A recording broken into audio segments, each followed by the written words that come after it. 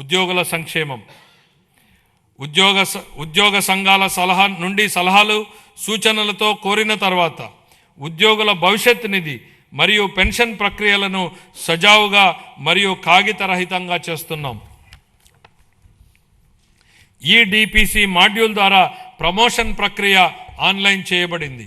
ప్రభుత్వ ఉద్యోగులు మరియు పెన్షనర్లకు చాలా కాలంగా పెండింగ్లో ఉన్న బకాయిలను కూడా చెల్లించడం ప్రారంభించింది. 1100 కోట్ల రూపాయల డిఆర్ బకాయిలను విడుదల చేశాం. జీపీఎఫ్ మరియు జిఎల్ఐ చెల్లింపులు క్రమం తప్పకుండా చేయబడుతున్నాయి.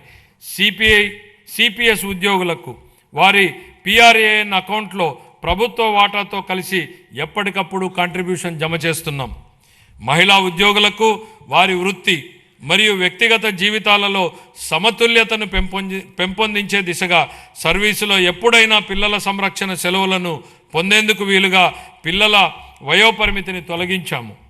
ఉద్యోగి ప్రమాదవశాత్తు మరణించిన సందర్భంలో ప్రభుత్వ నిబంధనలకు మించి వారికి బీమా ప్రయోజనాలను అందించడానికి రాష్ట్ర ప్రభుత్వం జీతం ప్యాకేజీ కింద మా ప్రభుత్వం బ్యాంకులతో ఒప్పందం కుదుర్చుకుంది.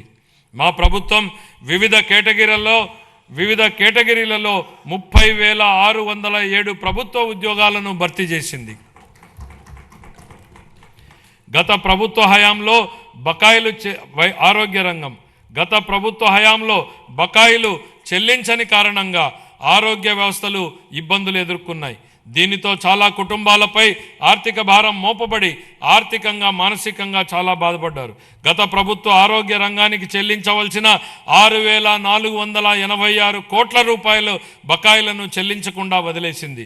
వీటిలో ఎక్కువ భాగం మా ప్రభుత్వం చెల్లించి ప్రజలకు ప్రభుత్వం మీద విశ్వాసం కల్పించింది. వ్యాధి చికిత్స కన్నా నివారణే ముఖ్యమని మేము నమ్ముతున్నాం. నివారణ వల్ల ఆరోగ్య అవసరాలపై జేబులో నుంచి ఖర్చు గణనీయంగా తగ్గిస్తుంది. మా ప్రభుత్వం అధికారం చేపట్టిన తర్వాత పౌరుడిని ఆరోగ్య సంరక్షణలో కేంద్రంగా ప్రాజెక్ట్ సంజీవనిని చేపట్టింది. కుప్పంలో సిటిజన్ హెల్త్ స్క్రీనింగ్ పైలట్ కింద 41 రోగ నిర్ధారణ పరీక్షలను కవర్ చేసి 63,867 మంది వ్యక్తులను పరీక్షించింది. 6,300 కంటే ఎక్కువ హైరిస్క్ కేసులను గుర్తించి వాటిని ప్రాజెక్ట్ సంజీవనికి అనుసంధానించింది.